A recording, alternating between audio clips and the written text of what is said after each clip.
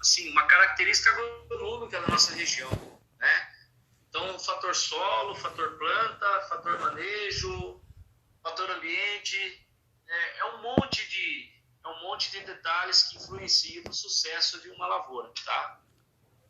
Me antecipo a dizer para vocês que hoje os agricultores, tanto da nossa região, ou mesmo fora daqui, outras regiões, eles estão muito mais exigentes de informação e querem informação daquilo que eles ainda não detêm dentro da sua porteira, né? Então, é importante a gente levar algo diferente, com segurança, com conhecimento, né? Então, vamos dar sequência. Eu vou abrir a apresentação, pessoal. Eu não sou uma pessoa muito prática assim, em tecnologia. Assim que eu abrir, eu só quero um ok de vocês, se vocês conseguem ver a apresentação aí, tá? Só um momentinho.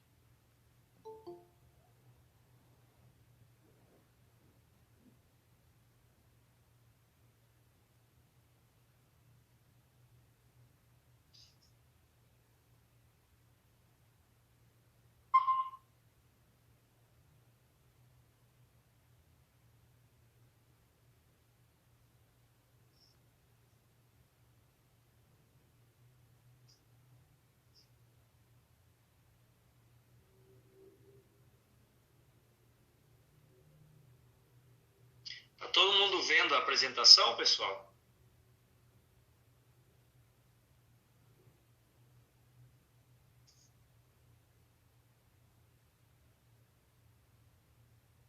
Alguém liga o microfone, por favor. Só me dá um ok se está aparecendo para todos na tela aí. No momento não está aparecendo, não. Então, só um instante.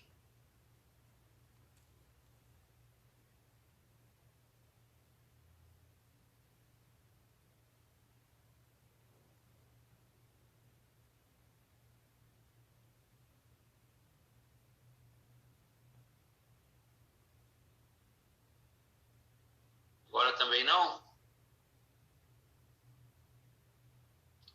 Ainda não.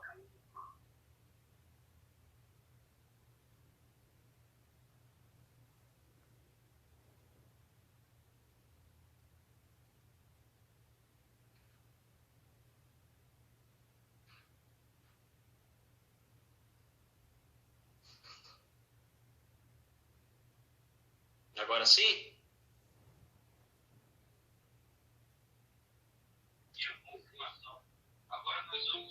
Não ainda. Nossa, não está podendo apresentar agora. Viu? Aqui, ó. Apresentar agora.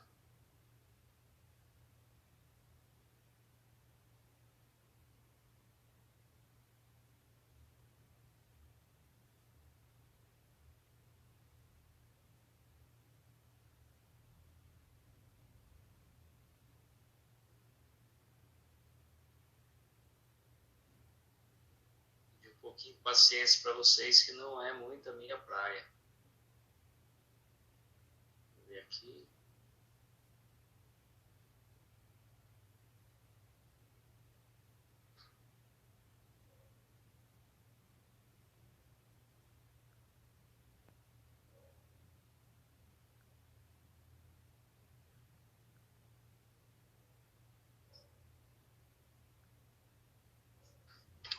Agora apareceu.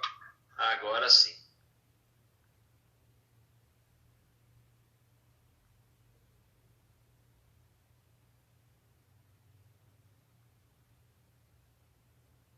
Mas ainda não abriu a apresentação, né?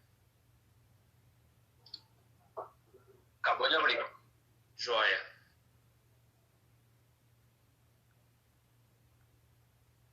Ok, vamos lá? Ok.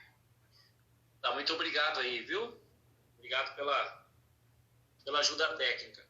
Bom, pessoal, a ideia, então, é a gente falar um pouquinho da importância da nutrição, falar um pouco sobre genética e falar sobre ambiente agronômico, né? A gente vê esses 3 pontos como 3 pontos de sucesso, tanto profissional para o agrônomo, como nós, né? Nós todos, futuros agrônomos, técnicos de fazenda e para o produtor, né? A gente tem algumas coisas que elas estão na nossa mão e nós temos algumas coisas que não estão na nossa mão, tá? A nutrição, ela está na nossa mão. Quando a gente fala de análise solo, quando a gente fala de um conhecimento de um elemento nutricional, seja ele macro, primário ou secundário, micronutriente, né? Uma boa genética, como eu falei no início, em relação ao que se produzia e ao que se produz hoje, e ambiente agronômico. Ambiente agronômico já não está na nossa mão, né? Quando a gente fala de altitude, longitude, quando a gente fala de índice pluviométrico, né?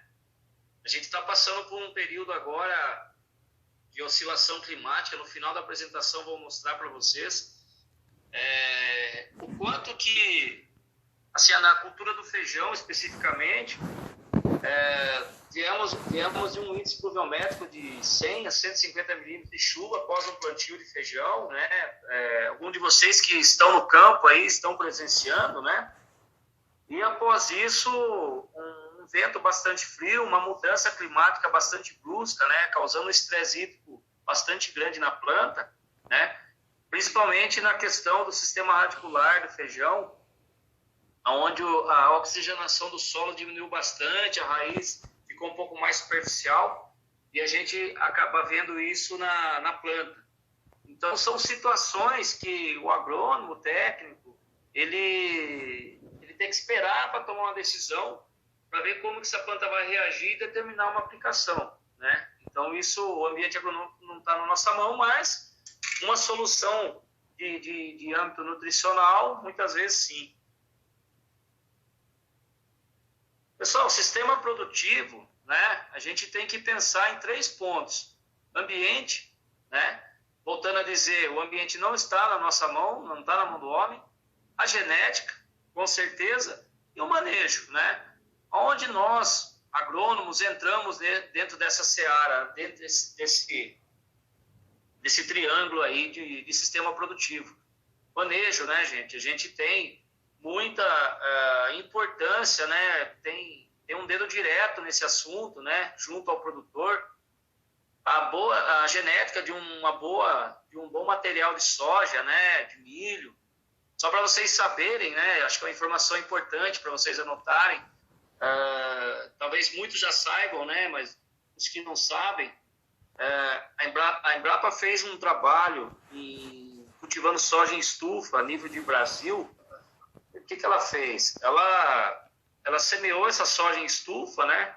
E para ela analisar quanto de potencial produtivo essa soja poderia expressar. Então vocês imaginem pegar uma semente e tratar como se fosse um filho, né? Sem nenhum estresse, sem nenhuma situação assim desconfortante, nada que pudesse comprometer a expressividade da produção. E, pasmem os senhores, essa soja chegou a expressar 300 sacas por hectare. Então, nós estamos falando aí de mais de 700 sacos de soja por alqueire, tá? Então, nós agrônomos temos que ter a seguinte ciência, né? A nossa seguinte convicção, de que quando se joga uma semente na terra, nós como homens de campo, como técnicos, não indicamos produtos ou não participando do manejo para aumentar a produtividade, e sim para evitar as dores, porque essa produtividade ela já vem expressada, ela já vem definida, tá? Então, acho que é importante ressaltar isso, porque, pessoal, até para quem for trabalhar na área comercial, eu vejo que muitas vezes caem alguns erros aí que o produtor hoje ele lê muito, ele tem acesso às informações como nós temos, e às vezes a gente pode cair em alguns perigos, tá? Eu lá atrás já caí me incluo nisso, tá? Não tem nenhum problema em dizer, mas a gente aprende com o tempo, e às vezes levar um manejo, uma tecnologia, seja uma adubação, seja uma correção de solo, seja algum produto nutricional, e afirmar para ele que aquela tecnologia vai aumentar a tua produtividade. Como nada mais, não é que ela vai aumentar a tua produtividade. A produtividade já vem definida, Acho que é importante frisar sobre isso. Então, esse é só para retratar para vocês o triângulo do sistema produtivo, tá? Sempre guardem isso, ambiente, manejo e genética. Aqui voltando um exemplo, né, vamos pegar aqui a nossa região para contextualizar, né? A gente tinha, como eu disse para vocês, eu comecei a trabalhar na região em 1999, comecei na Agrodimos, uma agropecuária pequena, né, que era uma representante da Zênica, que hoje é Syngenta, né? Então, bem a Syngenta já estava começando o trecho aí. Eu lembro quando a soja se adentrou na nossa região, né?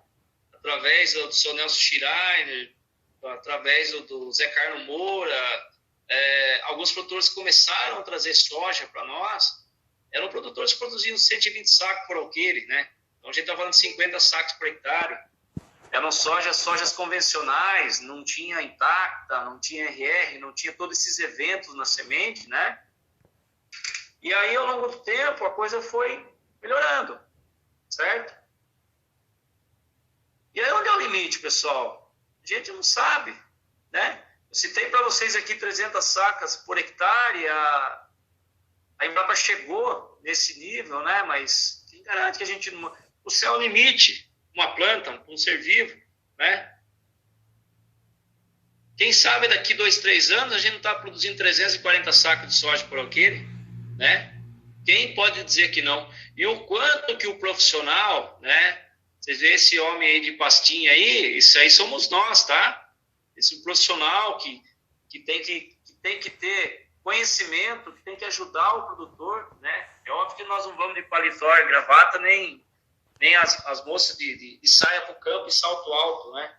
Mas aí é mais para mostrar a intelectualidade do agrônomo, quanto que nós temos dedo para fazer com que essa planta possa expressar essa produtividade, né? Então, assim, nós estamos hoje, vamos dizer aqui, nessa escala de 175, 190 sacos por alqueire, 70 a 70, quase 80 sacas por hectare, né? Eu tenho rodado bastante lavoura, né? Eu atendo um pool de compras de grandes produtores na região e a gente tem visto com surpresa positiva produtividades bastante interessantes. Então, essa imagem é só para mostrar para todos vocês que, pegando uma referência da soja, né? Poderia ser milho, poderia ser trigo, né?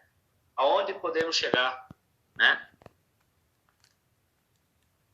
Pessoal, essa aqui é uma informação bacana. Essa aqui eu extraí de uma aula do professor Tadeu Inui, tá? É um curso que eu fiz com o Inui da UEM, tá? De Maringá. De repente algum de vocês conhece ou já também participou de algum curso com ele, né? Ele, o Marcelo Batista, né? Que são especializados em química e fertilidade do solo.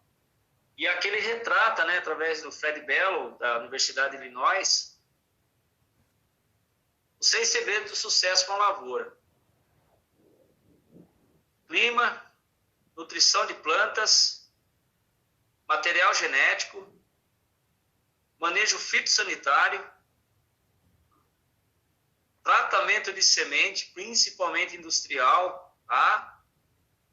População de plantas.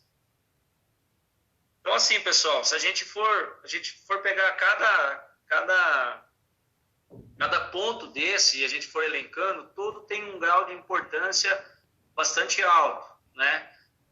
Eu acredito que os cinco primeiros, os 5 do 2 para o 6, vamos dizer assim, são situações que nós profissionais podemos dominar, certo?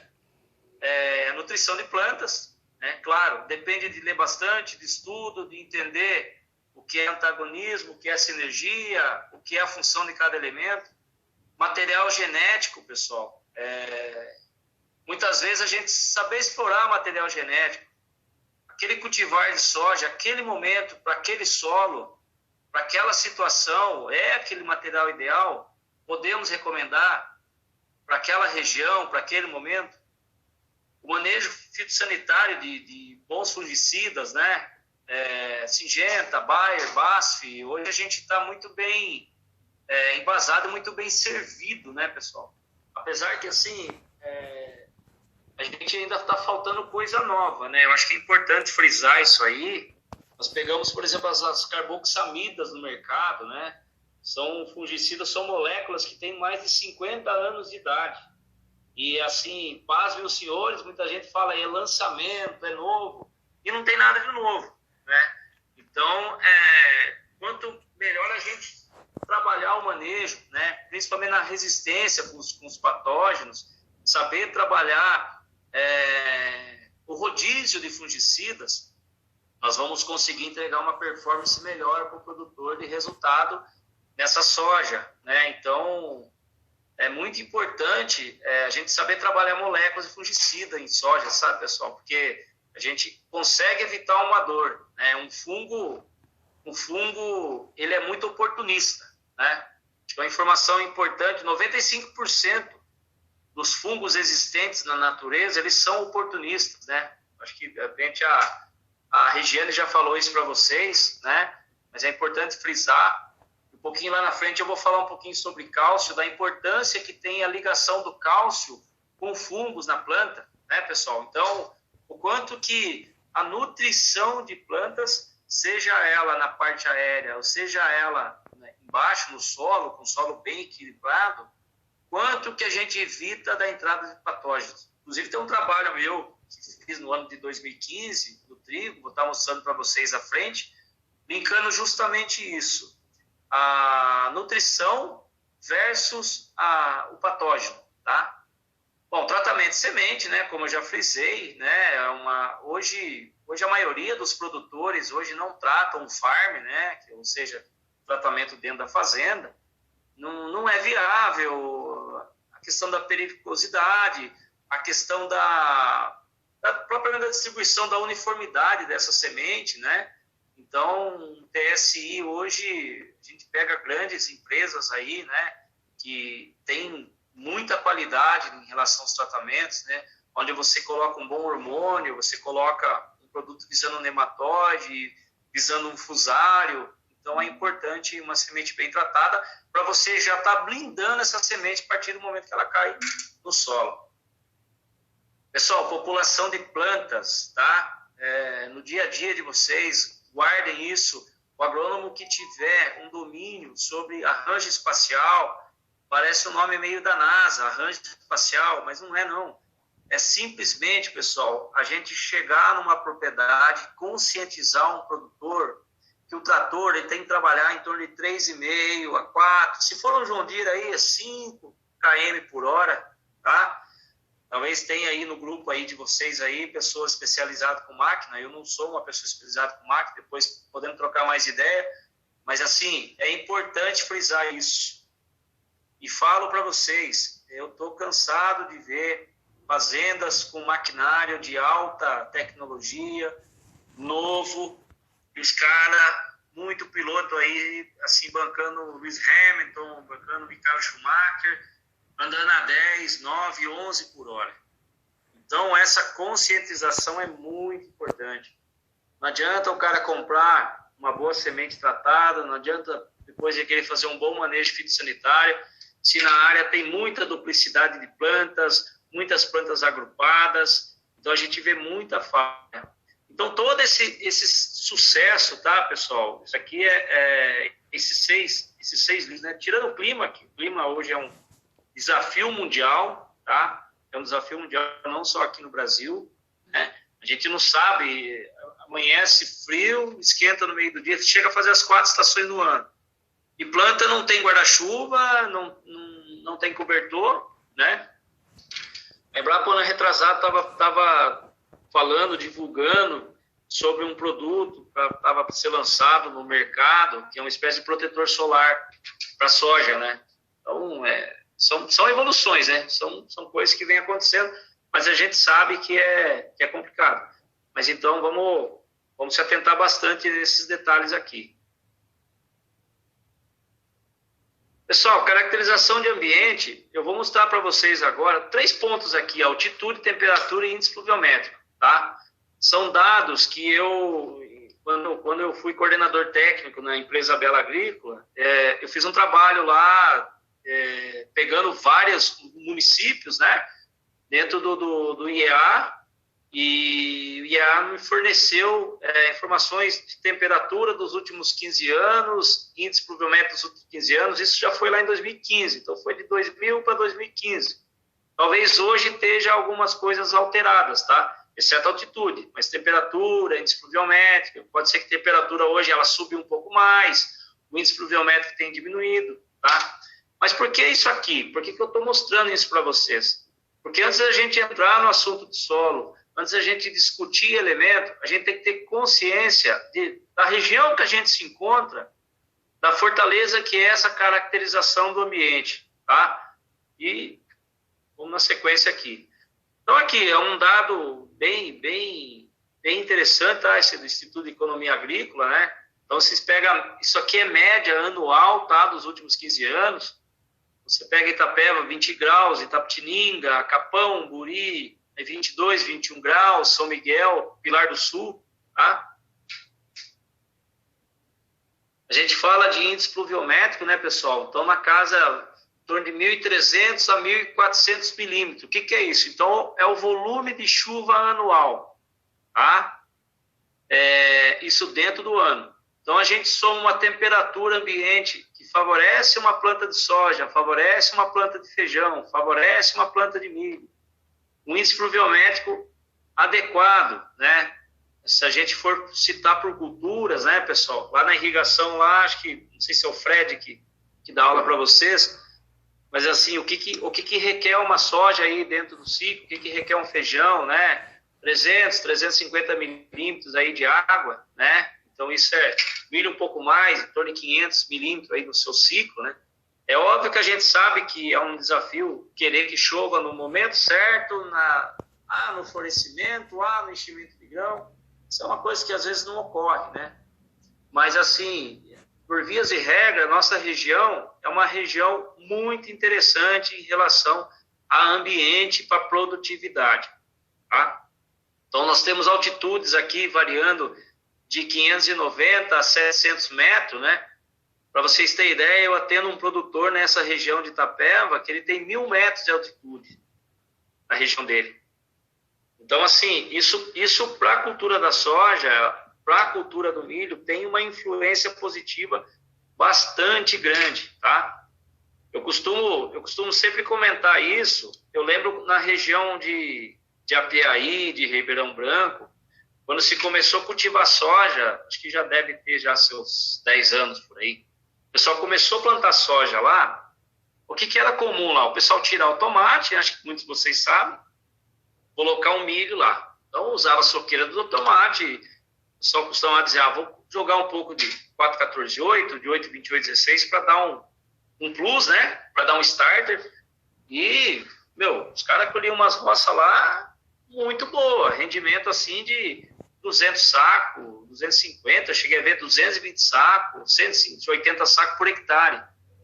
E aí o pessoal começou a mexer com soja.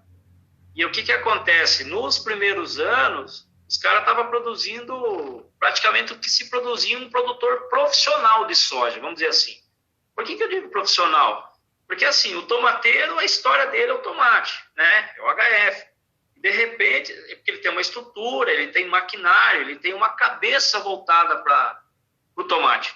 E, de repente, o cara começou a produzir soja. É engraçado que tinha cara que colocava 150, 200 quilos por hectare de fertilizante, outro colocava 400 quilos por hectare de fertilizante, outros colocavam um cheirinho e produzia bastante da mesma forma. O que isso nos remete a pensar, pessoal? Que o ambiente produtivo para a cultura da soja naquela região, apesar de a topografia às vezes não favorecer muito, é muito grande. Então, assim, o produtor se favorece muito desse ambiente. E isso ocorre aqui também na nossa região, né? Então, isso pesa positivamente.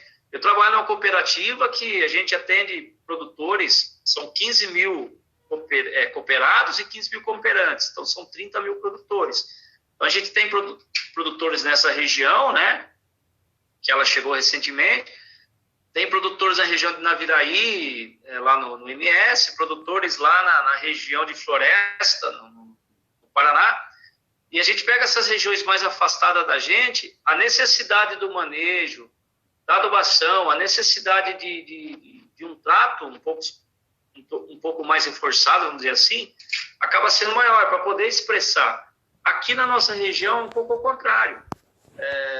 Às vezes a gente vê algumas variações de trato cultural, né? E a produtividade ela ser muito boa, justamente por isso, justamente por um índice pluviométrico que favorece uma altitude, né?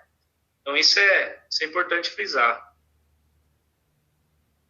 Pessoal, dessa primeira parte aqui também vamos falar um pouquinho da visão de produtividade através dos pouquinhos, né? Então o que é isso, pessoal? Lembra que eu falei no começo, né, sobre a questão da atenção, do arranjo espacial, né, do quanto que a gente tem que estar assim, atendendo, acompanhando, né, o produtor, entregar o melhor resultado para ele. Seja nós como um consultor particular, seja nós como um agrônomo da fazenda, seja nós como um agrônomo de revenda ou de cooperativa, esses pontos que tá aí para vocês aparecerem é de grande importância, pessoal. Então, assim, vamos pegar um exemplo. Chega um produtor, você jogou 10 sementes por metro, ele fala, não, passou um pouquinho. Ali já comeu 3%. Plantou com 5,5 por hora? Não, passou um pouquinho. Então, são mais 3%.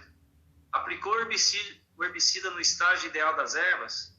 Não, passou um pouquinho. Esse passou um pouquinho é a frase do produtor, tá? Acho que vocês já ouviram isso no dia a dia. Então, o pouquinho dele é um extremo bastante grande. Aplicou inseticida no Insta seta da lagarta, né? Fez um fisiológico lá, e será que estava dentro do primeiro, segundo, terceiro Insta? Ou, de repente, já estava no quarto, quinto Insta, né? Não, ele passou um pouco. Aplicou o fungicida no início do ataque dos fungos, né?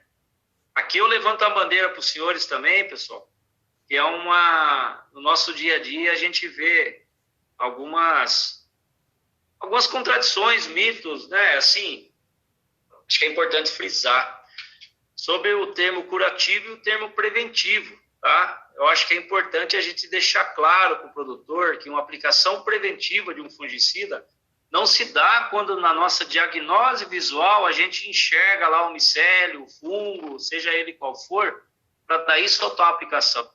Quando a gente acha, não, mas está com início ali, passou um pouquinho, está com 5% de infestação, podem saber que o estrago já foi grande, já andou bastante. Tá? Então, assim, essa manutenção de uma aplicação preventiva não é quando a gente vê o fungo em si visualmente, é antes disso. Então, claro que tem o time da aplicação, não pode ser tão antecipado, a gente tem fator clima, o clima está favorecendo para o fungo, o que foi feito antes, qual o residual, qual o cultivar, qual a micro-região, o que está favorecendo. Então, isso é importante, essa avaliação.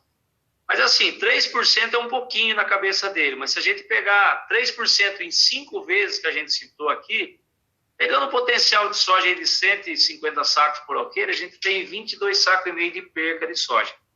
Então, para vocês verem que essa política do pouquinho é perigosa e o quanto que nós, agrônomos, podemos influenciar nisso.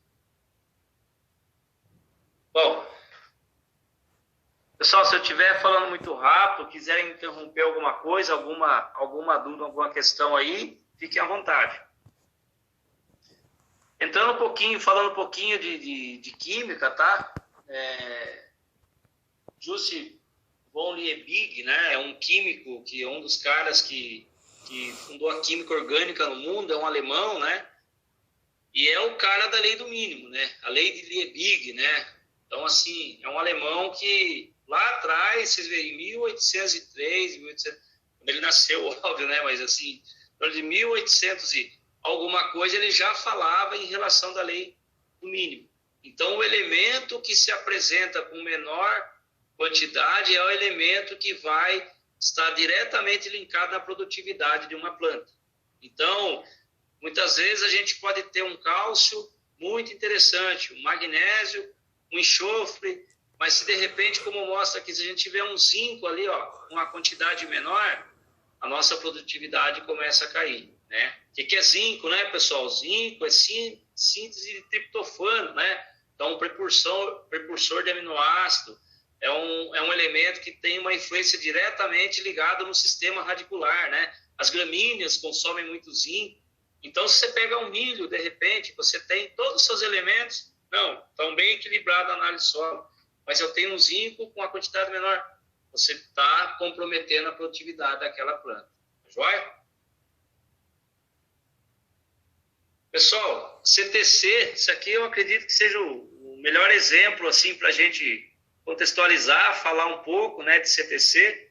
Volto a dizer, não sou nenhum químico, nenhum especialista, como a professora Michele e outros por aí, o próprio Liebig, mas eu acredito que eu vou conseguir explicar um pouco aqui para vocês para ficar bem assim, um pouco mais esclarecido, né?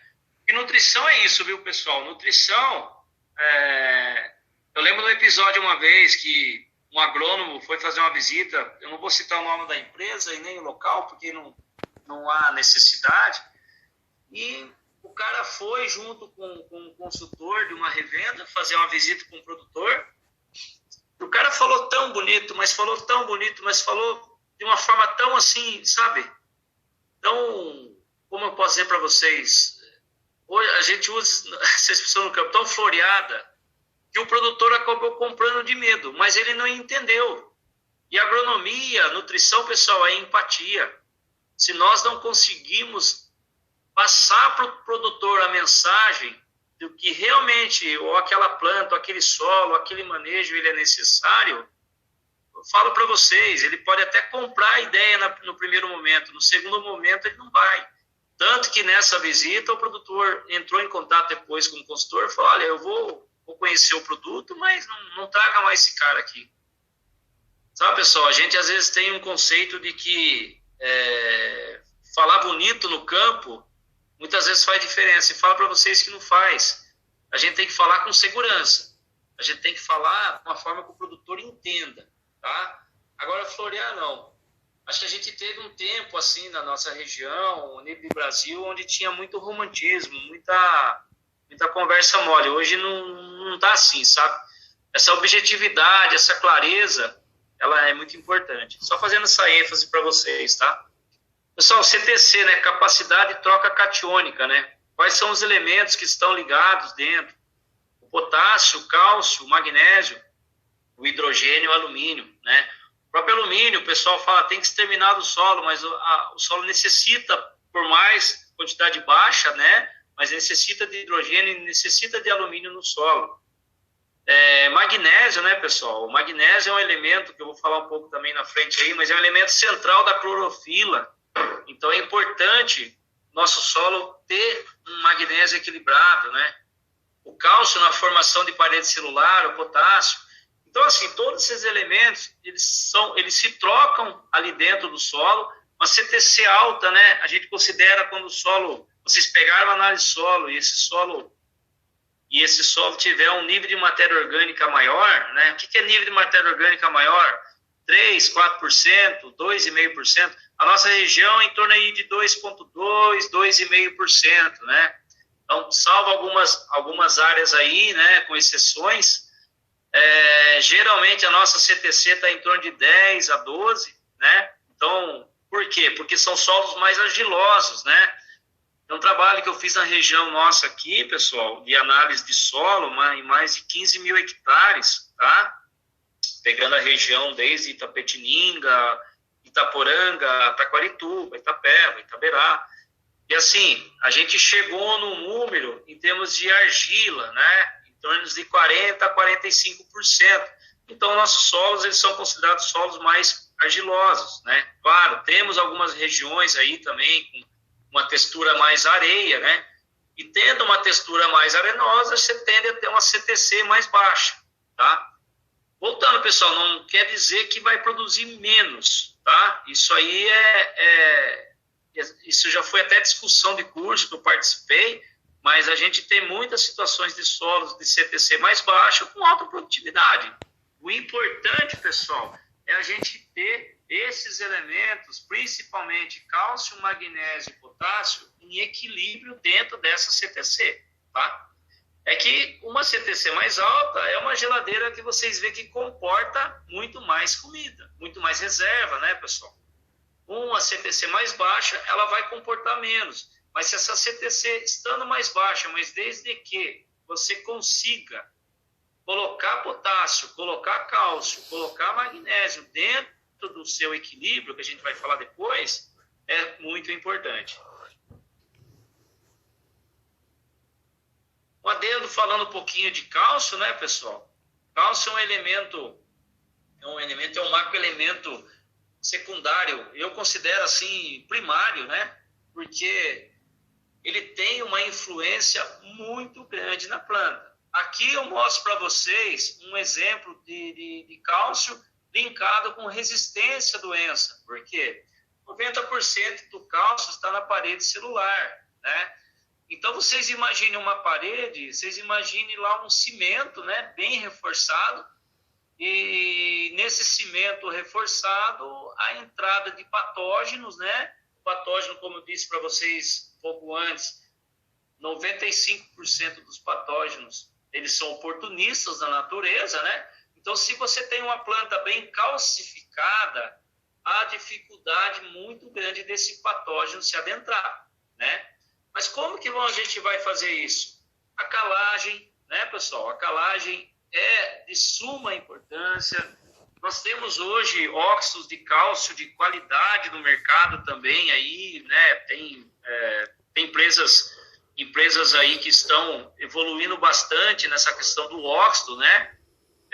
Que é um processo na frente do carbonato, né, pessoal? Porque o calcário aí, a gente sabe que é o carbonato, ele tem a necessidade de um índice pluviométrico, ele precisa de água para ele transformar em óxido e de óxido em C2+, ou C2+, que é o que a planta vai reconhecer e vai absorver, né? Então é importante frisar isso aí.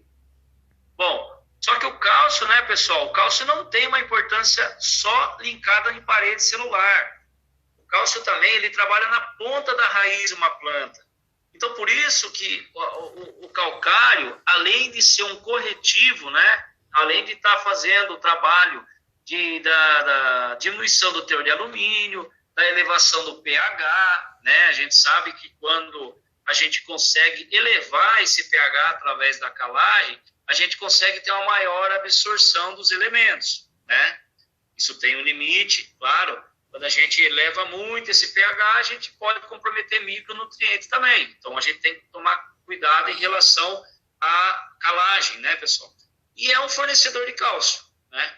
Então, esse cálcio, vocês imaginem ele na ponta da raiz de uma planta. Então, quanto mais cálcio vocês conseguirem, o produtor conseguir fazer com que ele entre nesse solo e desça, mais a gente tem um sistema radicular diferenciado, né?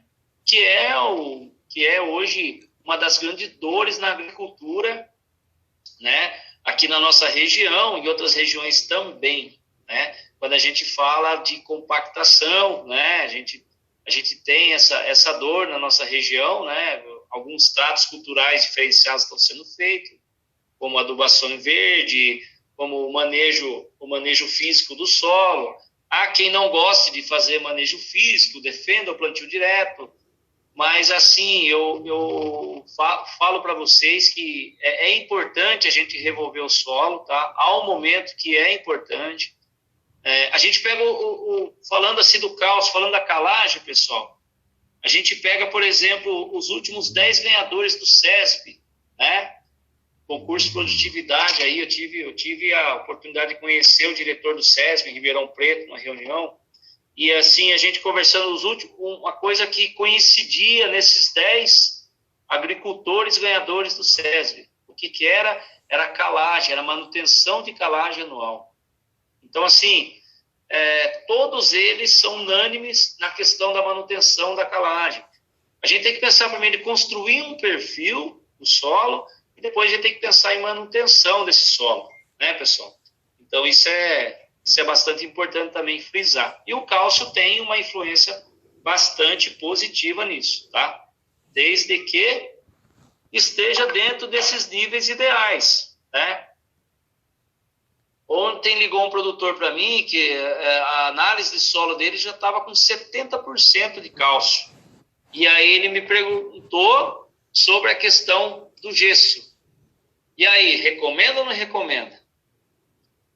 É um desafio, né, pessoal? Porque a gente sabe que o gesso, ele é um condicionador, né? E ele promove cálcio, disponibiliza enxofre também, né? Então, a gente tem que tomar muito cuidado nas recomendações.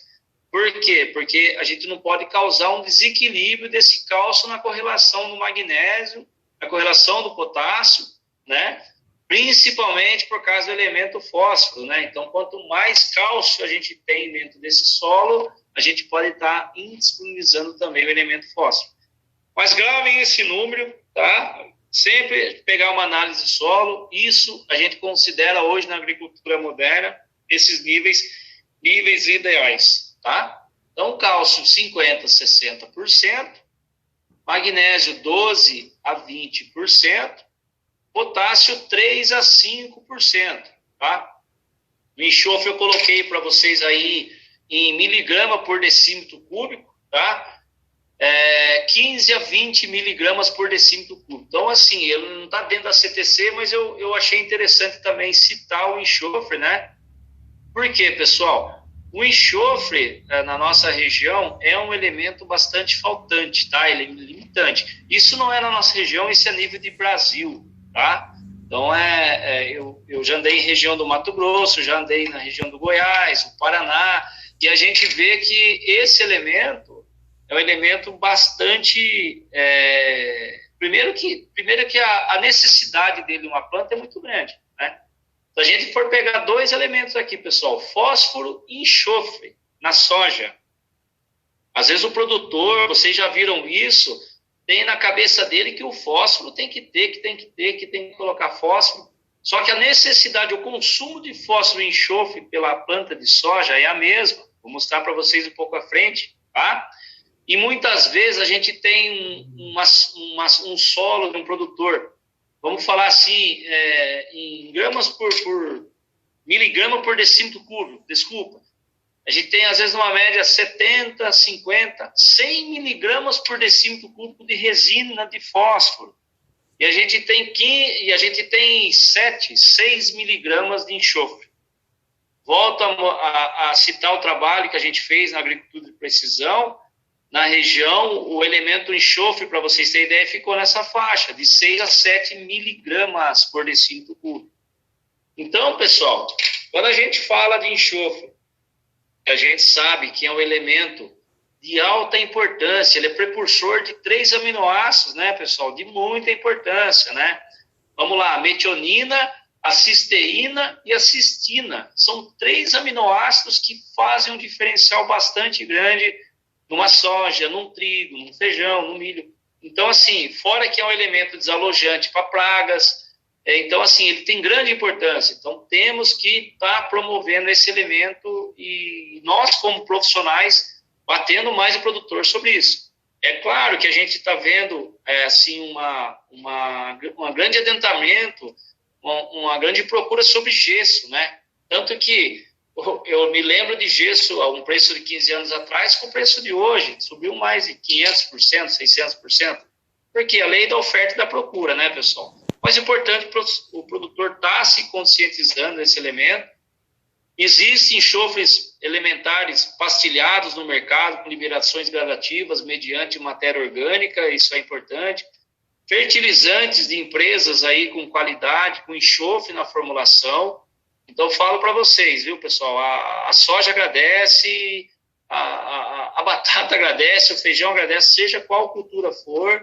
Tem um trabalho do Malavolta, salvo erro, pessoal, acho que de 74, mostrando a eficiência do uso do enxofre nas culturas. Então, assim, todas as culturas são unânimes em expressar mais produtividade com enxofre, né? Magnésio, pessoal, não tão menos importante, é um elemento central da clorofila, né? Vou mostrar à frente para vocês uma deficiência de magnésio em folhas mais velhas, né? Que ele se dá. Então, assim, é importante esse elemento, tá? Ele tem que estar equilibrado no solo. O que acontece abrindo um dentro da nossa região. O pessoal tem muito utilizado o calcário dolomítico, o calcário magnesiano, e eu cansei de ver análise de solo com desequilíbrio muito grande de magnésio correlacionado com cálcio, por exemplo. Então, se a gente for pegar aqui 60, né, pessoal, divide por 20, 3 por 1, podendo chegar aqui 60 por 12, 4 por 1, e às vezes a gente vê uma ordem inversa. Às vezes, quantas vezes eu vejo magnésio com 25%, cálcio com 35%? Uma lei inversa, né, pessoal? Então, isso aí tem que tomar cuidado. E por quê? E aí entra de novo o agrônomo para bater de frente do bom sentido, com argumento, né, pessoal? Com o produtor. Ah, não, eu vou comprar calcário dolomite que é mais barato. Pessoal, eu estou cansado de ver profissional baixar a cabeça e falar, tá certo, senhor, para não ter discussão. O bom profissional argumenta. Com humildade, com honestidade, com educação, sem nenhuma prepotência e arrogância, mas com conhecimento, pessoal. Então, pode chegar para esse produtor e falar, olha, o que a literatura fala, o que a gente aprendeu, o que a prática fala no dia a dia. É essa correlação de nível ideal de cálcio e magnésio. Por quê? Quando nós trabalhamos, pessoal, com muito magnésio no solo, nós comprometemos o elemento de baixo aí, potássio. Por quê, pessoal? Entenda da seguinte forma. O sítio de absorção de magnésio e de potássio é o mesmo. Vou imaginar assim, uma porta, 2 pessoas. O magnésio pesa 120 quilos. O potássio pesa 50 quilos. Na hora que vai entrar os 2 juntos nessa porta, quem que vai entrar primeiro? O magnésio, certo? Porque ele está em maior quantidade. E o que ocorre? A planta não acaba absorvendo o potássio, tá? E o contrário é verdadeiro, pessoal. Um nível maior de potássio, quando ele faz uma correlação com o magnésio, ele está maior que o magnésio, ele acaba entrando e o magnésio ficando. E todos esses elementos são importantes, né? Como eu falei do magnésio, o potássio também é estrutura, regulação estomatal. Vamos falar um pouquinho da prática sobre isso, pessoal. Vamos imaginar vocês no campo e uma soja que vocês chegaram lá em janeiro. Essa soja está num período lá do seu R4, R5, R5.1, lá na fase de enchimento de grão. E nós sabemos que, historicamente, nos últimos janeiros nossos, muitas vezes falta um pouco de chuva, a gente tem um probleminha com estresse, e vocês imaginam, o produtor ligou para vocês, e vocês foram olhar essa soja, a soja está meio esturricada, é uma soja que não está desenvolvendo bem o seu enchimento, né? Eu não estou afirmando só isso, mas um dos pontos que vocês podem levantar junto ao produtor é o nível de potássio, tá? Então, se esse potássio estiver baixo, ou se esse produtor fez uso de calcário dolomítico, e muitas vezes a correlação da análise mostra que o magnésio está maior que o potássio, pessoal, provavelmente foi falta de potássio, tá? Então, é importante também tá frisando isso para vocês, que todos esses elementos têm grande importância. Aqui uma deficiência de cálcio, né, pessoal? Só para ficar ilustrado para vocês, né? Então, vocês veem uma folha totalmente assim enrugada, né? Então, bem debilitada, né? Então, a parede celular também bem sensível, né? Então, isso é uma deficiência de cálcio, uma planta de soja, né? Magnésio, como eu falei para vocês, é importante, pessoal. Às vezes o pessoal confunde, tá? Manganês e magnésio são deficiências parecidas, tá? Aqui, se de repente eu escrever manganês e pôr uma apresentação, passa batido. Mas é magnésio isso aqui. Então, o que acontece? Muitas vezes é uma deficiência do solo. Hoje há tecnologias para ser usada na pulverização foliar que conseguem fazer com que a planta absorva esse magnésio, tá? E faça que não ocorra essa deficiência. Essa fase aqui de falta de magnésio numa soja, pessoal, ou mesmo no feijão, a gente tem que tomar muito cuidado. Por quê? Vocês imaginem da seguinte forma: a folha de uma soja é a cozinha de uma soja. A gente costuma dizer que é uma cozinha da soja. Por quê? Ela está todo o processo de fotoassimilação, né, pessoal? Então, todo o processo de clorofila, que eu não vou ficar falando aqui, que vocês já sabem bem. Então, toda essa absorção, há todo esse processo de trabalhar essa fonte drena desses elementos e jogar isso aí disponível para o grão. Então, se a gente tem uma folha debilitada com a deficiência de magnésio, ainda mais um elemento que ele é elemento central da clorofila. Vocês imaginam o enchimento de grão, uma soja nessa situação faltando magnésio. Vai dar problema e vai comprometer a produtividade, né? Potássio, pessoal, é muito comum isso aqui acontecer, acontece, tá? Essa aqui é uma foto que ilustra bem a deficiência do potássio já no início da planta, né? Então, áreas com deficiência de potássio, abaixo aí de 3%, não digo 2,5%, 3% a gente não ocorre, mas isso aqui vamos falar áreas de 0,5%, 0,7%, eu já vi ao longo dos anos aí essa deficiência de potássio. Importante potássio na soja, qual a fase, pessoal? Plantou soja, até V2, V3, fazer o uso do cloreto de potássio, né? É a fonte que temos, né, pessoal? Por que eu digo isso? Potássio também é um elemento de alta importância, mas a gente tem que também buscar fontes que menos agridam a planta, né? E o cloro, né, pessoal? O cloro é mais sal que o sal, a gente costuma dizer. Então, mas é um elemento de suma importância. Hoje tem tiosulfato de potássio, tem potássio hoje da empresa da Yara, né? Não sei se alguém trabalha com a Yara aí, que é da linha da Yara Basa, né, pessoal? A ideia não é falar nome comercial aqui, mas assim, para ficar melhor ilustrado, né? Não sei se vocês sabiam, o índice de salinidade de um cloreto é 119. Então, você pega hoje potássios aí, um potássio da Yara, chega a ter 37 de índice de salinidade. Pô, mas e aí? E aí que isso aí você consegue estar concentrando menos sal nesse solo, chega sendo ou uma adubação no suco de plantio, né, pessoal? Ou mesmo a lanço. Por quê? Nós temos comprometido, entrando um pouquinho, não vou esticar muito, mas nós temos comprometido bastante a questão da microbiota do nosso solo. Então, pessoal, a nossa região, acho que de uns 15 anos para trás, o pessoal descobriu MAP e KCl.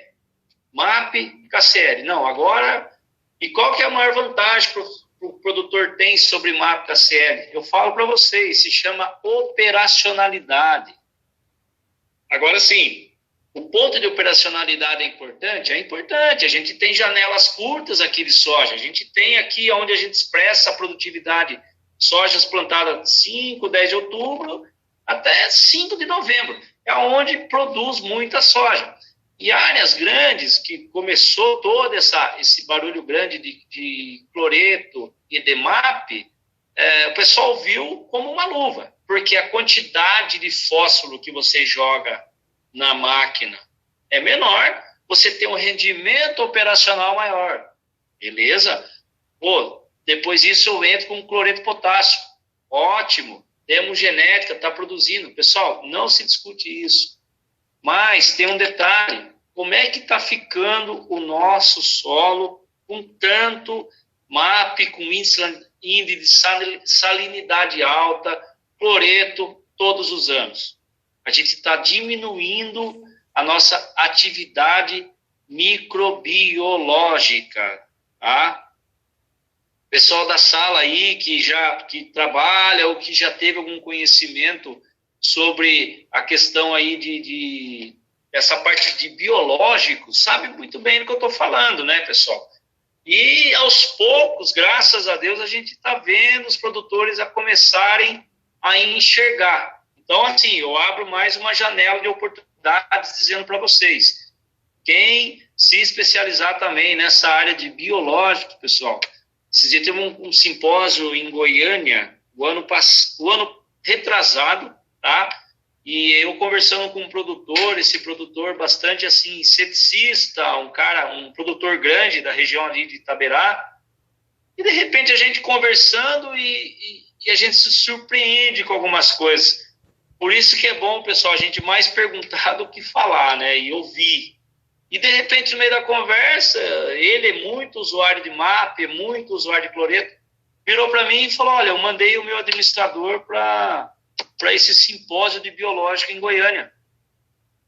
Por quê? Porque ele está abrindo o olho que ele está produzindo, ele pode produzir mais, e alguém chegou para ele, não fui eu naquele momento, mas aí eu aproveitei a oportunidade e a gente começou a conversar, mostrando para ele que os nossos solos estão morrendo, pessoal.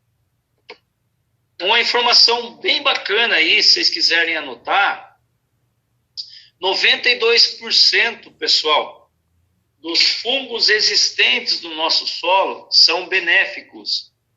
92%. Tem catedráticos aí que falam de 93%, outros 94%. Vou falar do que eu aprendi. 92% são fungos benéficos. Micorrizas, e aí podemos falar um monte aí. 8%, pessoal, são fungos maléficos. Quem são? Hematóides, fusário, macrofomina, antracnose. Então, assim, a gente tem muito, né? Muito por quê? Porque eles se tornaram muito, eles ganharam força. Justamente porque eles viram oportunidade nesse trato cultural do produtor, nesse aumento de salinização, e eles ganharam força. Então, assim, é muito comum hoje uma soja a gente achar fusário, é muito comum a gente ter muito problema em relação à doença, porque esse desequilíbrio nutricional, excesso de fertilizantes com alto nível de salinidade, né? E às vezes pega um ano que a chuva não é tão adequada, e o que acontece? A gente está comprometendo o nosso solo. Então fica também mais essa dica aí em relação à questão dos biológicos, que está crescendo bastante, né? E aí a gente pode entrar no âmbito das plantas verdes, né, pessoal? Trigo morisco, a própria aveia, nabo forrageiro, que é um descompactador natural, que são plantas que, crotalária, milheto, que são plantas que somam e bastante na questão da biota, tá? Então guarda essa palavra aí, é uma palavra, mas é uma coisa, é sem volta. O pessoal quer recuperar solo, quer melhorar, é importante a gente citar sobre isso também.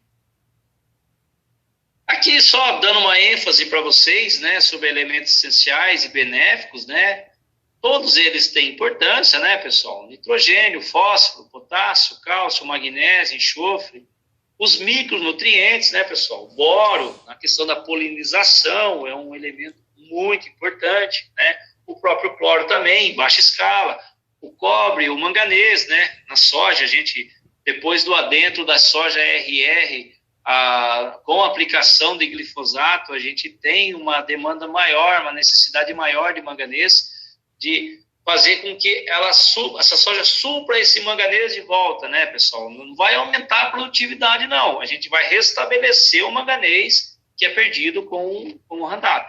O molibdênio, que tem uma influência direta na fixação atmosférica do nitrogênio, né? Então é importante, o níquel também vem junto ali com o molibdênio nesse processo.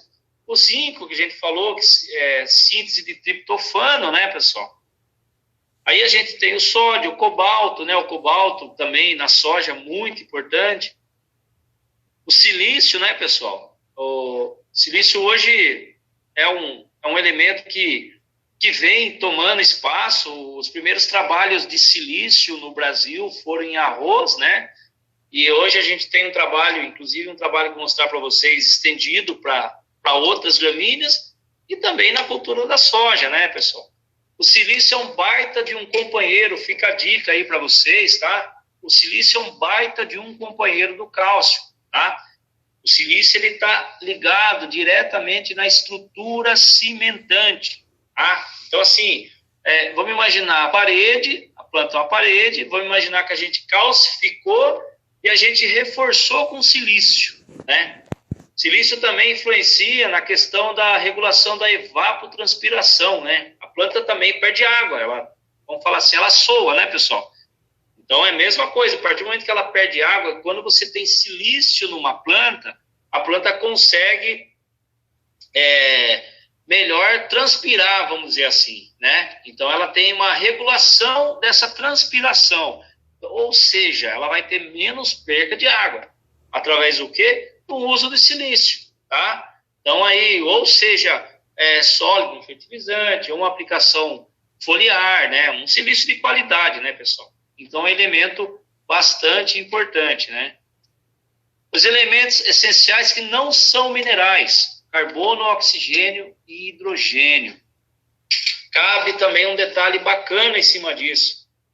Acho que, assim, se vocês não sabiam, agora vão saber, uma planta de soja, 96% de uma planta de soja, ou uma planta, pessoal, vamos pensar assim, numa planta, é constituída por carbono, oxigênio e hidrogênio. E 4% por minerais. Então, assim, a base de uma planta é carbono, oxigênio e hidrogênio. Então, muitas vezes, excesso de fertilizante não vai aumentar a produtividade, tá? Pelo contrário, né? Então, assim, a gente tem que saber que uma planta, ela depende muito de carbono. O que dá choque de carbono no solo hoje? O pessoal está falando muito, né, pessoal? A própria braquiária, trabalho com aveia, né? A risiense, né? O pessoal fazendo trabalho com aveia, promove choque de carbono, né? Então, assim, uma planta, a constituição dela, ou em torno de 96% de uma planta, está constituída nesses elementos não essenciais, né? Aqui um pouquinho da análise de solo, né, pessoal? Quando for fazer uma análise de solo, depois, aqui eu não vou me estender muito por cada ponto, mas é mais para ilustrar para vocês, né? Tudo é importante, né, pessoal? Então, o pH, né? A gente tem que pensar no pH em torno de 6,2 a 6,3, né? Para a gente conseguir ter uma maior absorção dos macros elementos e dos micronutrientes, né? Então, aí disponibilidade de fósforo, falando a matéria orgânica, os micronutrientes, né? Enxofre, assim, sempre pensar numa camada de 0 a 20, 20 a 40, né? A questão do micro, pessoal, assim, tem um detalhe que a gente fez muito trabalho na região também com análise de tecido vegetal, com DRIS, tá? Que inclusive eu estava num grupo essa semana conversando sobre isso, né? Fazendo uns comparativos na cultura da batata, e através de uns resultados de análise da Laborsol de Londrina, e a gente vê que, assim, planta não esconde, cara. Planta conta pra gente. E, pessoal, pensa assim, nós somos médicos da lavoura, tá? Nossa profissão é uma profissão abençoada, uma profissão maravilhosa, é uma profissão que sempre vai ser moderna, contemporânea, e vão precisar de nós. Tá? Vem aí o 4.1, vem o 3.1, vem a agricultura 5. Não sei o quê, mas falo para vocês, bons profissionais, e eu tenho certeza que vocês já são bons profissionais, excelentes alunos, vão arrebentar, velho. Vão arrebentar e tem espaço, tá? Por quê? Mas para isso, pessoal, tem que estudar, tem que entender um pouquinho de solo, tem que ler um pouco, mas nada vai substituir o conhecimento de vocês. E a análise de folha é uma baita de uma ferramenta nesse processo de diagnose de nutrição, tá? A planta conta, tá? E nós temos laboratórios hoje eficazes, nós pegamos a Laborsolo, por exemplo, em Londrina, no ato da gente fazer uma coleta e a gente enviar essa coleta e voltar, são 6 dias, né? Então, é um processo, eu não diria tão rápido, né? Eu lembro quando a gente foi conhecer umas tecnologias dos Estados Unidos, conversando com o pessoal lá, o pessoal, em 2, 3 dias, eles têm uma análise de folha pronta, né? Isso é outra realidade que a nossa. Mas aqui, a gente está num puta de um país com muito profissional muito bom e laboratório bom. Então, assim, por que eu falo isso para vocês? Logística é uma coisa que pesa muito numa questão de análise de solo e análise de folha. Mas, assim, é uma ferramenta que a gente prega bastante e vale a pena estudar e conhecer mais sobre isso, tá? Aí fica a dica para quem de vocês trabalha com empresa de nutrição, de repente já faz essa prática, mas se ainda não faz, começa a fazer, que quer conquistar um produtor, pessoal. Isso aqui é a mesma coisa, análise de solo, análise de folha. É chegar no médico e o médico olhar para vocês, o que vai pedir a primeira coisa para vocês? Exame de sangue. O que ele pede para nós? Exame de sangue. Ele não vai dar nada sem ele saber o que realmente, em que estado a gente se encontra, né? Então, aqui é mais para contextualizar os pontos importantes de uma análise de solo, tá? Bom, pessoal, esse é um trabalho que eu citei lá atrás, que eu fiz no ano de 2015, um produtor ali da região de Itararé, tá? Esse aí, para quem conhece um pouco de trigo, é o cultivar Ciduelo, trigo que na época ele tinha uma procura bastante na região, hoje já perdeu um pouco a praia dele, né? Mas assim, para explicar um pouquinho o que foi feito aí, né? Do lado esquerdo, pessoal, vocês veem que está aí 200 quilos da formulação de fertilizante 10, 15, 15. 10 de nitrogênio, 15 de fósforo e 15 de potássio, né?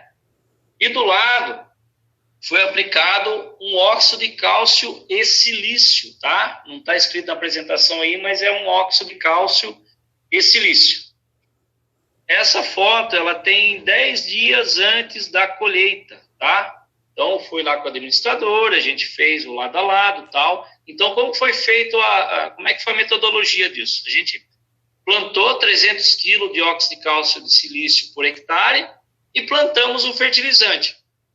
A imagem de estudo, né, pessoal? Então, vocês veem um efeito fitotônico, né? Na área onde foi o óxido de cálcio, muito maior onde foi só o fertilizante.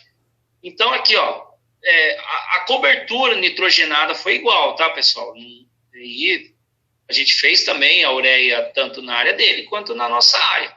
É uma área aqui de 75 hectares, essa área onde está o óxido de cálcio, então, estatisticamente, para ficar um resultado bem mensurado, né, pessoal? Então, não é plot de plantadeira, não é plotinho pequeno, é área bem considerada. E aí veio o resultado, né? O cara, inclusive o administrador olhou para mim e falou, cara, não tem nem o que ver, vai produzir mais. Eu falei, não, vamos ver na máquina, né, pessoal? Pode contar com o ovo antes da hora. E aí, para nossa surpresa, graças a Deus, nós tivemos um incremento de mais de 8 sacos por hectare, ou seja, 20 sacos de trigo por alqueire. E, voltando, até a dica para vocês também, pessoal, um trabalho de campo, quando a gente vai mensurar resultado, não se mensura só resultado de produtividade. A gente tem que linkar isso com um negocinho chamado ROI. O que é ROI, pessoal? É retorno versus investimento. Então, por que eu estou dizendo isso? Porque a adubação dele ainda ficou mais cara, tá? Então, a nossa aplicação de óxido de cálcio ficou mais em conta, produziu mais, certo? E ainda, consequentemente, ainda teve esse lucro aí de 8 sacos de trigo por hectare. Mas um detalhe importante, esse produtor é cooperado da Capal, né, na época, e aí ele mandou para a Capal o resultado, a avaliação para ver o pH e Farinumber dos 2 tratamentos, e a gente mandou na nossa unidade, na época da Bela Agrícola, também para fazer essa avaliação de Farinumber e pH, que são duas vertentes ali, são 2 termômetros para definir um preço de trigo, né? Vocês sabem disso. Desculpa, pessoal. Então, acabou que, tanto na Capal quanto na Bela Agrícola, a área que tinha óxido de cálcio foi superior, não me lembro agora certinho, mas depois eu posso pegar para vocês, do pH e do Farinumber, tá? Então, o que aconteceu aqui, pessoal? O cálcio e o silício fez o processo que a gente chama de calcificação, né? Silificou, né? Então, o silício aqui, ele protegeu essa planta de trigo, sistema radicular mais desenvolvido, vocês veem a folha bandeira ainda vegetando, faltando 10 dias para colher. Podem ver, pessoal, a foto ela não mostra bem, mas tanto nas duas áreas, a gente achou Bruzone e um pouco de Xyberella. Esses são fungos oportunistas que dão através de chuva, no início do trigo, quando está espigando, iniciando o florescimento, pode entrar. Aconteceu nas duas áreas, só que na área que só tinha o fertilizante, assim, o índice de doença foi maior, tá? Então, assim, a gente tem uma folha-bandeira do trigo ainda fazendo o processo de fotoassimilado. Vocês podem ver que eu circulei, então, assim, pode ver tudo esse bem mais verde é a folha-bandeira, fazendo um processo de fotoassimilado para o cacho. Ou seja, essa folha se manteve mais sadia até o final, consequentemente, ela fotoassimilou, ela pegou todos os elementos, que é uma questão de perpetuação de espécie, né, pessoal? A planta vai morrendo e ela vai dedicando o grão, vai dedicando tudo lá para formar a semente, o grão final, para ela perpetuar e continuar a tua espécie. Então, nada mais do que isso. Então, aí vocês viram que o resultado foi positivo. Bom, pessoal, dando uma ênfase geral em relação à absorção e exportação de nutrientes, isso aqui é uma fonte da Embrapa de 2008, tá? É importante sempre agrônomo citar a fonte, pessoal. Vai conversar com o produtor, vai fazer uma palestra, cita a fonte, pessoal. Isso aí parece meio repetido, acho que vocês já escutaram isso aí na faculdade, mas no meu dia a dia a gente vê que isso traz mais seriedade para o profissional, tá? Eu falo para vocês que eu aprendi apanhando, pessoal. Não aprendi assim, aprendi na faculdade. Não, eu aprendi apanhando. E o produtor me cobrava, mas que fonte que é isso aí? Então, assim, eu já passei vergonha e muitas vezes a gente aprende passando vergonha. E eu falei, peraí, então eu tenho que trabalhar diferente. E a partir do momento que você cita a fonte, você tem mais credibilidade para o seu trabalho, né? Então, assim, pessoal, olha aqui nessa parte do nitrogênio, onde fala o total aqui.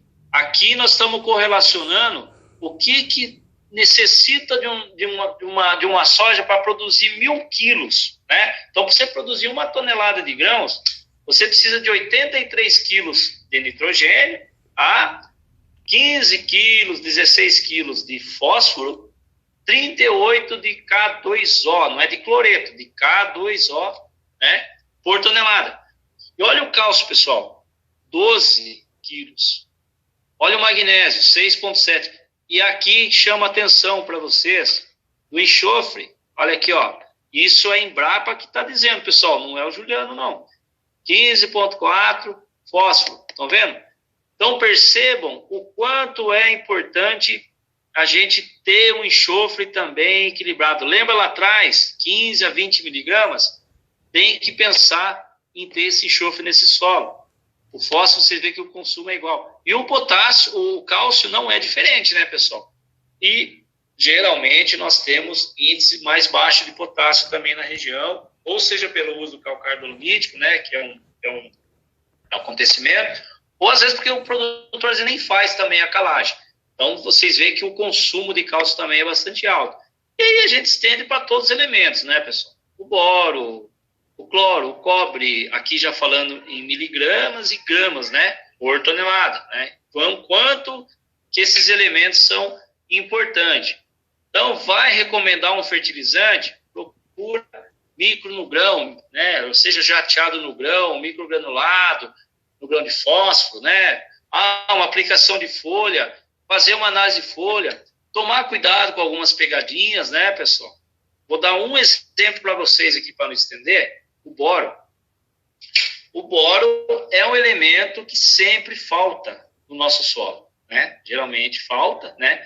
Vocês veem que aí a Embrapa está dizendo que para produzir 1.000 quilos de soja, a gente precisa de 77 miligramas aí por quilo ou 77 gramas por tonelada de boro, tá? Mas, quando a gente tem um excesso de boro dentro do solo do produtor, e às vezes a gente faz uma aplicação foliar de um boro, o que pode acontecer quando promove o excesso do elemento boro? O boro se torna tóxico, pessoal.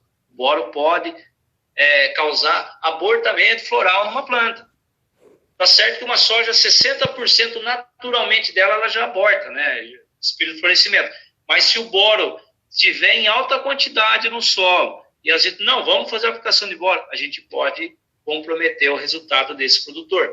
Então, é importante uma análise de solo para mostrar se a resposta de uma aplicação nutricional ela vai ser viável ou não, se vai ser nula, se vai ter uma resposta alta, se não vai, né? Então, isso é importante a gente frisar. Mas, todos os elementos aí, eles têm bastante importância, né, pessoal? Só uma ênfase em relação a fósforo, tá, pessoal? Fósforo, pense da seguinte forma. A soja, ela consome fósforo no ciclo inteiro dela. Eu não tenho, o gráfico não está aqui nessa apresentação, mas eu tenho um trabalho da Embrapa que mostra também a soja, quando ela entra no período final, ela tá finalizando o período vegetativo. Quando ela começa o período reprodutivo, ela tem uma necessidade de fósforo, uma linha durante todo o teu ciclo, até o final dela na maturação, tá? Guardem isso, que é uma informação importante também sobre o elemento fósforo, né? Então, é importante falar isso. Nitrogênio, vocês veem, pessoal, 83 quilos de nitrogênio, né? A gente não consegue fazer isso tudo numa adubação, né? A gente não consegue. Como que a gente melhora a fixação de nitrogênio atmosférico? Através de um bom inoculante, através do cobalto, do molibdênio. Hoje a Embrapa prega muito sobre o azospirilo brasiliense misturado com inoculante, né? Fazendo com que você tenha uma bactéria melhor trabalhando ali. Então, assim, é importante, né? Alguns defendem a aplicação de nitrogênio na folha, outros não. É uma briga que tem aí. Eu conversei com 1 ou 2 professores, conversei com 5, 6 já vi trabalho, uns. Você fala com o Tadeu Inouye, o Tadeu condena, diz que não dá resposta, né? Você fala com o Marcelo fala da resposta. E assim vai, né? Então, você fala com o Fancelli recomenda. É um assunto que se debate bastante, né, pessoal? Então, ou seja, é importante ter nitrogênio na soja, isso não se discute, né? Agora, até quanto essa aplicação sólida, uma aplicação foliar, ela dá uma resposta mais ou menos, né? Aqui só uma ênfase sobre a correção de solo, né? Aqui mostrando, só mostrando para vocês no dia a dia, aqui um book, né? Mostrando sobre a questão do cálcio, né, pessoal? Então, vocês pegam essas faixas, essas malhas que a gente chama na agricultura de precisão, mais verde, né? Tem um nível maior. Onde tem uma malha um pouco mais vermelha, vamos dizer assim, então nível menor de cálcio, perdão. Tá? Só fazendo enxofre, né, pessoal? É importante, enxofre elementar, então você vê todo o processo do enxofre no solo, né? Então, ele cai no solo e entra em fase de oxidação com a bactéria. Então, quanto mais matéria orgânica, melhor ocorre essa oxidação, né, junto à bactéria, transforma em enxofre sulfato SO4, né? Então, isso aí que é disponibilizado e absorvido pela cultura, né? Então, assim, aí há várias fontes, né, pessoal, através do fertilizante, através do gesso, né? Então, tem bastante produto hoje no mercado aí que disponibiliza esse elemento de grande importância. Pessoal, eu estou chegando no final da apresentação, aqui falando do cenário, aí está escrito cenário atual da região. Eu não troquei a foto, que é uma foto de 2015, mas se eu pegar uma foto hoje do feijão de 2020, isso é uma soja de 2015, tá? Mas se eu pegar uma foto para vocês, que eu tenho várias fotos, posso mandar para vocês, e vocês mesmo aí, que os que estão no campo já também com certeza presenciaram, é essa questão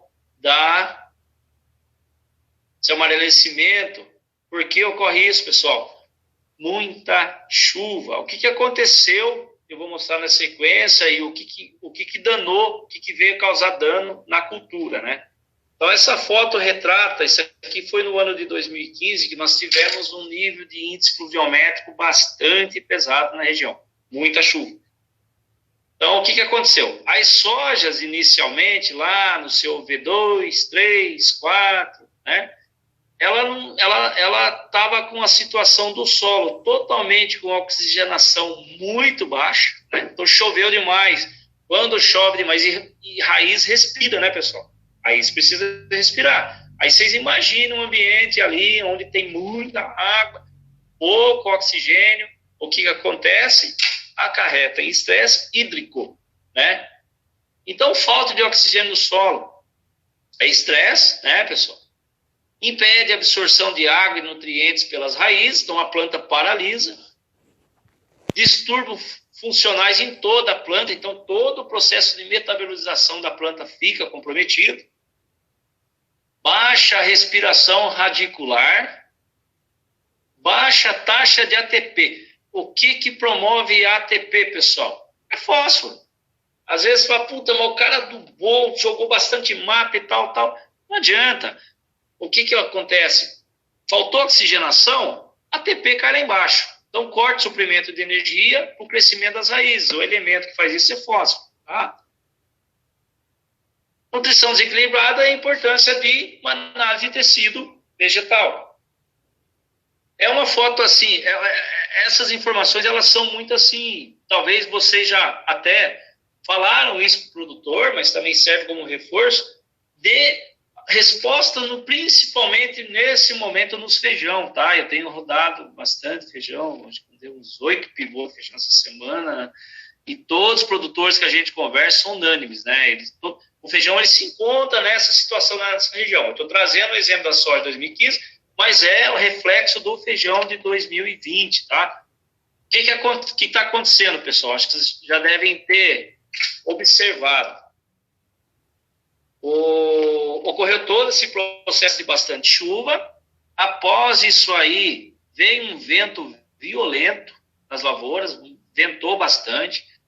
E quando ocorreu essa chuva, a raiz da planta ela começou a subir, porque ela precisava respirar. Imagina nós debaixo da terra lá e, tá ali, preciso respirar, preciso subir. A raiz começou a subir, se desesperar, vamos dizer assim, porque não tinha oxigênio embaixo. Só que ela começou a subir e o vento começou a bater. Pessoal, guarda isso. Vento é mais prejudicial do que muitas vezes sol, tá? Para secar uma planta. E começou a dar aquele estresse, aquele vento frio, e começou a secar ali o perfil do solo. E secou bem aonde a planta estava. O que se recomenda fazer nesse momento? Áreas que tem pivô, fala para o produtor, solta a água, faz uma lâmina lá de 8, 10 milímetros de chuva, de aplicação com pivô, né? E faz um aminoácido, faz um fósforo, né, pessoal? Um fósforo que ele está ligado na ATP, né? Na questão da energia, do crescimento dessa raiz, né? Um hormônio para trabalhar o metabolismo da planta, né? Um aminoácido, né, pessoal? Hoje tem bastante coisa boa no mercado aí com qualidade. Então é importante fazer algo. Aí é o nosso dedo. Então é o clima, nós não podemos lidar com ele, mas após isso, o que nós, como recomendantes, vamos fazer? E bate na importância do DRIS, né? Coleta a folha, manda para o laboratório, fala, ó, em cima de todo esse estresse, a recomendação, a planta está dizendo que precisa desse elemento. Ah, é um boro, é um manganês, é o fósforo, né? Então é importante frisar isso também. Eu deixei isso por último na apresentação, porque eu vi que é muito pertinente, pujante para o momento, né? Então a gente está vendo essa situação. E vai passar, né? A agricultura, a gente costuma dizer, pessoal, é uma indústria a céu aberto, né? Então nós, assim, que estamos nessa área aí, todos nós estamos sujeitos a várias situações de dores, né? Uma coisa que eu costumo dizer, né? É prazeroso para um produtor ir numa concessionária aí da Mitsubishi, da Chevrolet, seja qual for, comprar uma caminhonete. Isso é prazeroso, né? Para nós também, né? O produtor é ser humano que nem nós. Agora, pessoal, para ele comprar um fungicida, para ele comprar um produto de nutrição foliar, para ele comprar um fertilizante, isso não é prazeroso. Então, nós, como profissionais, temos que amenizar o máximo dessa dor. nós somos pagos para resolver problema, para sanar dor. Se nós não formos profissionais e não soubermos, não saber o que está falando ali para o cara, porque o cara está num momento de sensibilidade extrema. Esse momento é um momento de sensibilidade extrema. Não dá para chegar, recomendar de qualquer jeito, falar besteira. Tem que falar basado, pessoal. Isso é importante, tá? Volto a dizer, existe estudar é chato, ler é chato. Sou muito sincero para vocês, eu não gosto de ler, né? A minha esposa pega meu pé, minha esposa é uma viciada, formando em psicologia e lê bastante. Eu leio o que é pertinente, né? Mas assim, tô treinando mais, lendo mais, mas tem que se preparar na frente do produtor, porque a gente lida com pessoas que a gente estamos ali para curar a dor dele. Não é prazeroso, mas a gente tem que amenizar ao máximo essa situação. Bom, pessoal, aí está o meu contato, tá? O meu e-mail, né? Eu trabalho na cooperativa, eu atendo essa região de Itapeva, tenho produtores de Itaquarituba, Itaberá, então a gente roda aí um pouquinho, acho que uns 5, 6 mil quilômetros por mês aí, né? É o sustento da gente, graças a Deus. E fica o meu contato aí para a gente trocar ideia, trocar informação. Eu acho que isso é importante, pessoal. A classe está unida, né? Eu não digo